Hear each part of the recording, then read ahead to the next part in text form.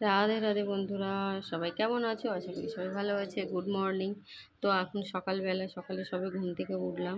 আজকের খুব কাজের তাড়া, জানো তো। আজকের মানে এত কাজের তাড়া বলে বোঝাতে পারবো না। আজকের হয়েছে শ্রাবণের প্রথম সোমবার, পূজা দিতে যেতে হবে তাড়াতাড়ি, কারণ বড় বেরিয়ে যাবে, দুজনে একসাথে পূজা দিতে যাব, তাই খুব তাড়াতাড়ি বেরিয়ে যেতে হবে। আর এদিকে হচ্ছে ছেলের স্কুল আছে, আজকে থেকে এক্সাম শুরু, তাকেও স্কুলে পাঠাতে হবে। নিজের একটু ওয়ার্কআউট আছে, আজ এটা করতেই পারবো না, কারণ একদম সময়ের মধ্যে হচ্ছে না। এটা হয়তো সন্ধ্যাবেলা করবো ওয়ার্কআউটটা, আজকেটা সকালে করছি না। তো এখন মোটামুটি তাড়াতাড়ি করে বিছানাপত্রটা গুছিয়ে নিলাম। সকালে বিছানাটা না গুছানো থাকলে যেন যতই কাজ করি মনে হয় শান্তি আসে না। তো যাই হোক, বিছানাপত্র এই গোছানো হয়ে গেল। এবার আমি তাড়াতাড়ি করে স্নানটা করে নেবো, স্নান করে রেডি হতে হবে, পূজা দিতে যাব। তো মোটামুটি আমি স্নান করে একটা নতুন শাড়ি পরে নিলাম, নিয়ে এই রেডি হচ্ছি। আর বলো না, এত চুল উঠছে, এত চুল উঠছে মাথায়, দেখছো প্রচণ্ড চুল উঠছে। এই চুলের জন্য জানো তো, ওঠার জন্য আমার বড় বড় চুল ছিল সব কেটে দিলাম, দিয়ে দেখছো চুল শুধু চিরুনি গায়ে ভর্তিই হয়ে যাচ্ছে। এত চুল উঠছে, জানি না কী হবে। তোমাদের জন্য কোনো সলিউশন জানা থাকলে বলো। আর আমি দেখেছি আমার বর্ষার সময় বেশি চুল ওঠে, কেন ওঠে এরকমভাবে জানি না। উঠে উঠে তো মাথা পুরো ফাঁকা হয়ে গেছে। তো যাই হোক, আমার ভিডিও কেমন লাগছে তোমরা অবশ্যই কমেন্ট করে কিন্তু জানিও। ভালো লাগলে অবশ্যই কমেন্ট করবে, কমেন্ট করে আমাকে জানাবে। আর আমার সঙ্গে থাকো, সাপোর্ট করো।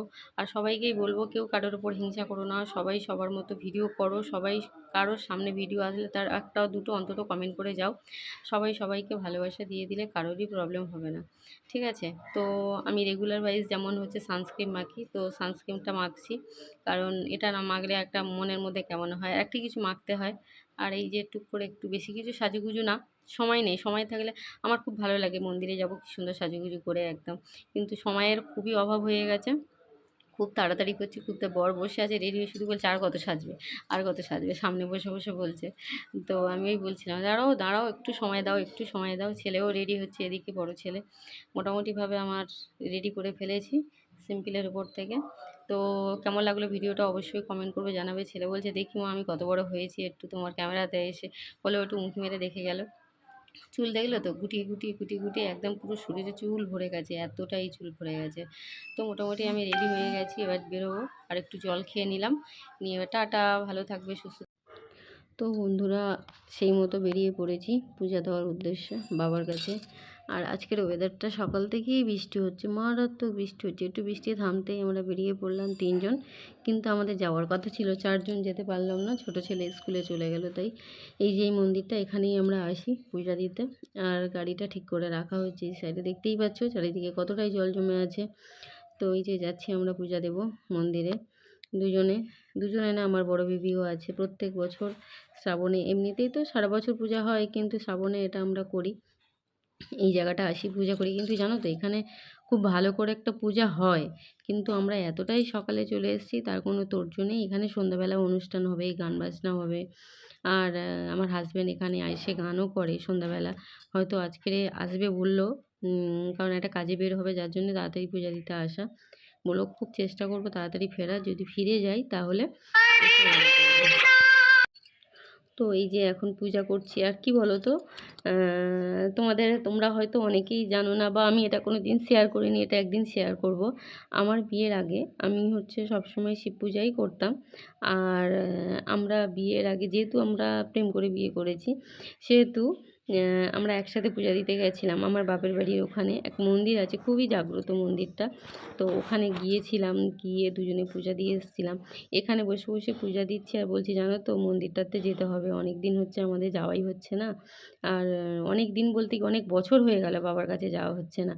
আর সত্যি খুব মন খারাপ করে, যেমন বাপের বাড়ির জন্য মন খারাপ করে, তখন তেমন ও মন্দিরটার জন্যই খুব মন খারাপ করে, যে আমাদের যাওয়াই হচ্ছে না ওখানে আর। তো আমাদের বলছিল যে ঠিক আছে, যে কোনো একটা ডেট করো, আমি ওর ডেট ফাঁকা রাখছি, দেখছি, তাহলে একদিন যাওয়া হোক, গিয়ে পুজো দিয়ে আসি। অনেক দিন তো যাওয়া হয়নি বাবার কাছে, মনটা খুব খারাপ লাগছে। মানসিক একটা শান্তি, মনের শান্তি, ওখানে গেলে মনটা খুবই ভরে যায়। আর ওখানে সবসময় যতবার গেছি ততবার হচ্ছে আমার মায়ের সাথেই যেতাম। তো মা যেখান থেকে চলে গেল, সেখান থেকে তো বাপের বাড়িই যাওয়া হয় না। তো মন্দিরে বাপের বাড়ি গেলেই ওখান থেকেই মন্দিরে যেতাম। তো ওদিকে যাওয়া হয় না, আর মন্দিরটাতেও যাওয়া হয় না। তো ইচ্ছা আছে সবাই মিলে যাব একদিন। আর এই যে সকাল সকাল চলে এসেছি পূজা দিতে। হাতে চুড়িগুলো কেমন লাগছে জানি না, আমার খুবই ভালো লাগছে, কারণ কাজের চুড়ি পরতে আমার খুব ভালো লাগে। আর এই যে বেলপাতাটা দেখতে পাচ্ছ, এই বেলপাতাটা হচ্ছে লাভ, লাভ করা আছে। আমি ফুল গাছে পাতা তুলতে গিয়ে দেখলাম যে পাতাটা লাভের মতো হয়ে আছে। জানি না, হয়তো আমার ভুল ধারণা, কিন্তু আমার মনে হলো। তো আমি ওনাকে বলছিলাম, "দেখো এটাই বাবার মাথায় দেবো।" বলে, "হ্যাঁ, দাও। বাবা তো তোমার প্রচুর ভালোবাসে। বাবার মাথা খারাপ মেয়ে তুমি। রাগী মেয়ে তুমি। বাবাকে দাও তুমি এটা।" তো এই দুজনে বসে, বসে কথা বলছি আর ভগবানের সেবা দিচ্ছি। আর খুব ভালো লাগছে, আজকে মন্দিরে আসতে পারলাম, এই যে পূজা করতে পারছি। ছেলেও আছে সঙ্গে। তো তোমরাও কি শ্রাবণে পূজা করছো? যারা, যারা পূজা করছো অবশ্যই কমেন্ট করো, ভিডিও করো। আর জানো তো, আ একটা কথা তোমাদেরকে বলি, সবাইকেই বলছি, কয়েকদিন ধরেই বলছি যে সবাই সবাইয়ের সঙ্গে থাকো। সবাই সবাইয়ের সঙ্গে ভালোবাসা দাও। তাহলে দেখো কারোর কোনো প্রবলেম হবে না। সবারই ঠিক হয়ে যাবে। আর হিংসা করো না। হিংসা যদি করেছো তো মরেছো। কথাটা শুনতে হয়তো খারাপ লাগছে, তাই না? কিন্তু সত্যি কথা বলতে, যার যখনই ভিডিও আসবে তোমরা সবাই কমেন্ট করো। যে যতটা পারো ততটা হচ্ছে কমেন্ট করো। তাহলে দেখো তোমার সাথে, সাথে সবাইয়ের উপকার হয়। আর একদিন গল্প বলবো আমাদের দুজনার স্টোরি, যে আমাদের দুজনে মানে আমাদের কোথায় দেখা বা কিছু, আমাদের দুজনার একটা অনেক বড় স্টোরি আছে। আর হয়তো কিছুটা হাসির, কিছুটা দুঃখের, কিছুটা কান্নার। তো যাই হোক, সত্যি কথা বলতে আজকের এই যে আমরা দুজনে একসাথে হতে পেরেছি সম্পূর্ণ এই বাবার আশীর্বাদে। বাবার আশীর্বাদ ছাড়া আমরা দুজনে একসাথে হওয়া সম্ভবই ছিল না। একদম। আমরা তো শেষে ভেবেছিলাম যে আর হয়তো দুজনে একসাথে হতে পারবো না। কিন্তু ওই যে বাবার কাছে গেলাম, গিয়ে পূজা করলাম। তোমাদের যে কটার কথা বলছিলাম, গেলাম বাবার কাছে পূজা দিয়ে আসলাম। তারপরে থেকে জানি না কিভাবে কি হয়ে গেল, আবার দুজনে আমরা একসাথে হতে পারলাম। তো সত্যি বাবার আশীর্বাদে যেমন আছি, যেন বাবা সবসময় আশীর্বাদ করে আমরা দুজনে যতদিন পৃথিবীতে থাকবো, ভগবানকে এটাই বলি যে দুজনকে একসাথে রেখে দিও। আর নেওয়ার যদি ইচ্ছা থাকে তাহলে তোমরা দুজনকেই একসাথে নিয়ে নাও, কাউকে আগে পরে নিও না। এই যে কী কষ্ট, সে কষ্ট মানে বলে বোঝানো যাবে না কাউকে।